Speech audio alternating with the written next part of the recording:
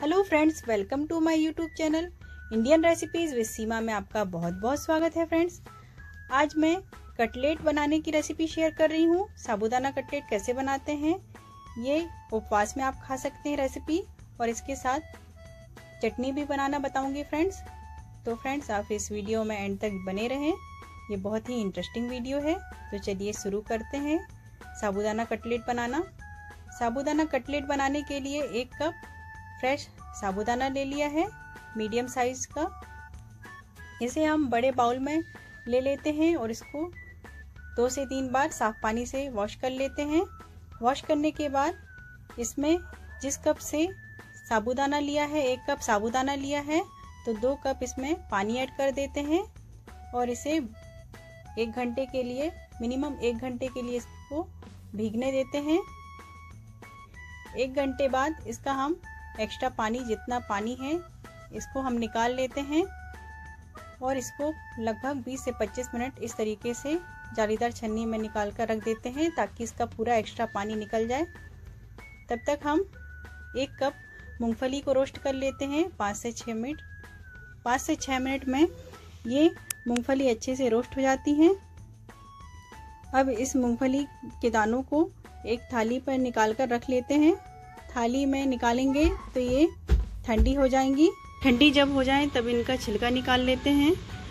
2 medium size आलू ले लिया है, आलू को अच्छे से बॉईल कर लें। जब ठंडे हो जाते हैं ये बॉइल्ड आलू, तो इसे हम कद्दूकस कर लेते हैं। कद्दूकस करने से ये अच्छे बारीक हो जाते हैं, नहीं तो इस प्रोसेस को आप हाथ से भी कर सकते हैं फ्रेंड्स। 2 मीडियम साइज आलू को कद्दूकस कर लिया अच्छे तरीके से। अब इसमें जो साबूदाना को हमने भिगो कर रखा था उसको ऐड कर देते हैं। इसमें साबूदाना और आलू की क्वांटिटी सेम लेनी है। जैसे 1 कप साबूदाना तो 1 कप उबले हुए आलू। हरी मिर्च इसमें स्वाद के अनुसार इसमें ऐड कर दें। 2 टेबल स्पून भुनी हुई मूंगफली पाउडर इसमें ऐड कर देते हैं। 1 टेबल स्पून जीरा पाउडर ऐड कर दिया। 1/4 टीस्पून साबुत जीरा ऐड कर देते हैं फ्रेंड्स। नमक इसमें स्वाद के अनुसार ऐड करें। उपवास के लिए इसमें सेंधा नमक ऐड कर रहे हैं। 1/2 टीस्पून नींबू का रस ऐड कर देते हैं। नींबू का रस ऐड करने से अच्छा टेस्ट आता है। अब इसमें हरी मिर्च बारीक काट कर ऐड कर दिया है और हरी धनिया को बारीक काट कर इसमें ऐड कर देते हैं और इसे अच्छे से मिक्स कर लेते हैं। इसको अच्छे तरीके से हाथ की हेल्प से मिक्स कर लेते हैं फ्रेंड्स। नहीं तो आप इसे करना चाहते हैं तो स्पून से कर सकते हैं, लेकिन हाथ से मिक्स करते हैं तो ये अच्छे से मिक्स हो जाता है। ये खाने में बहुत ही स्वादिष्ट लगता है। ये हमारा मिक्सचर बनकर तैयार हो गया है। जब तक हम चटनी तैयार कर लेते हैं, इसके लिए आधा कप मूंगफली ले लिया है, भुनी हुई मूंगफली के छिलके निकाल लिया है, उसे ले लिया है। और हरी मिर्च को आप स्वाद के अनुसार इसमें ऐड कर दें। 1 इंच अदरक का टुकड़ा ले लिया है, इसको भी टुकड़ा करके अच्छे से इसमें ऐड कर देते हैं। और हरी धनिया ले लिया है 1 कप करीब। ये फ्रेश दही लिया है। दही ज़्यादा खट्टा ना हो फ्रेंड्स, ताज़ा दही होना चाहिए।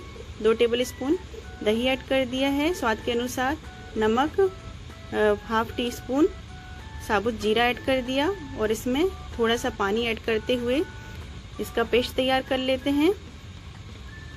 ये हमारी चटनी का पेस्ट बनकर तैयार हो गया है। इसे बहुत अच्छे से बारीक पीसना है। अब इसमें हम तड़का तैयार करते हैं। इसके लिए तड़का इसमें ऐड करते हैं तो बहुत ही अच्छा लगता है चटनी का टेस्ट। इसमें आप 2 टेबल स्पून फ्राई पैन में ऑयल ले लिया है। ऑयल को अच्छे से गर्म हो जाने दें। तब इसमें 1/2 टीस्पून राई ऐड कर दें और 1 साबुत लाल मिर्च को बीच से काट कर इसमें ऐड कर दिया है। 5 से 6 कड़ी पत्ता को भी बीच से टुकड़े करके इसमें ऐड कर देते हैं। ये तड़का बनकर तैयार है।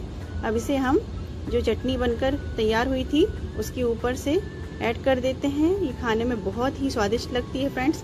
तो जब भी आप साबूदाना कटलेट बनाएं तो इसके साथ ये चटनी को जरूर ट्राई करें।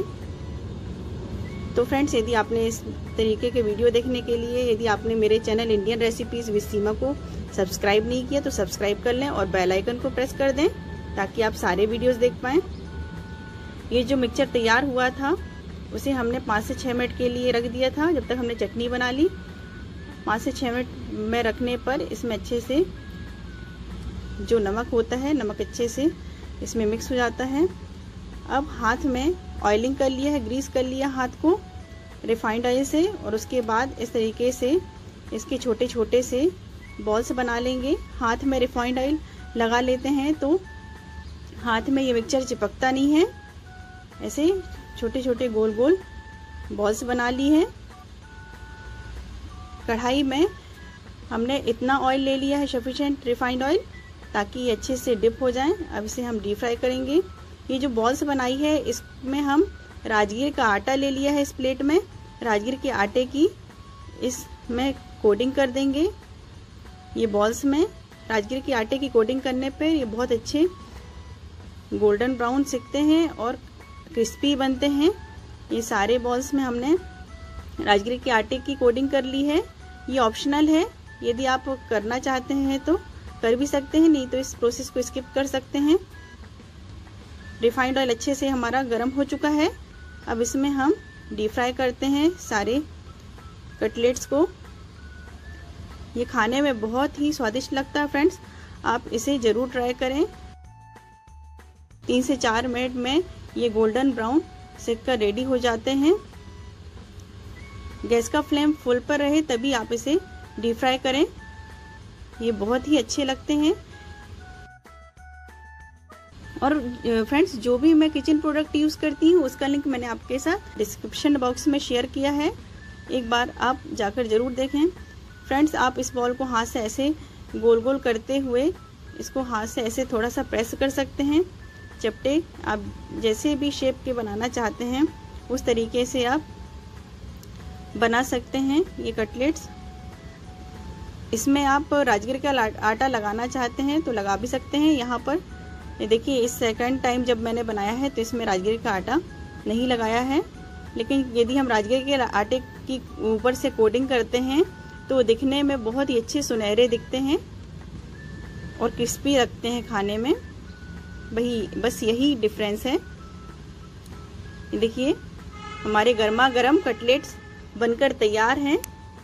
तो फ्रेंड्स, यदि आपको मेरा वीडियो अच्छा लगा हो तो प्लीज़ इसे लाइक करें और प्लीज़ मेरे वीडियो को ज़्यादा से ज़्यादा ग्रुप में शेयर करने की कोशिश करें फ्रेंड्स, क्योंकि मैं वीडियो बनाने के लिए बहुत ही मेहनत कर रही हूँ। बीच में भी अच्छे वीडियो नहीं दे पाई हूँ क्योंकि मेरी तबीयत ख़राब थी, इस कारण से। तो फ्रेंड्स, ये देखिए कितने अच्छे गर्मा गर्म कटलेट्स बनकर तैयार हैं। तो यदि आपको मेरा वीडियो पसंद आए तो प्लीज़ इसे लाइक करें। Okay friends, take care, bye bye.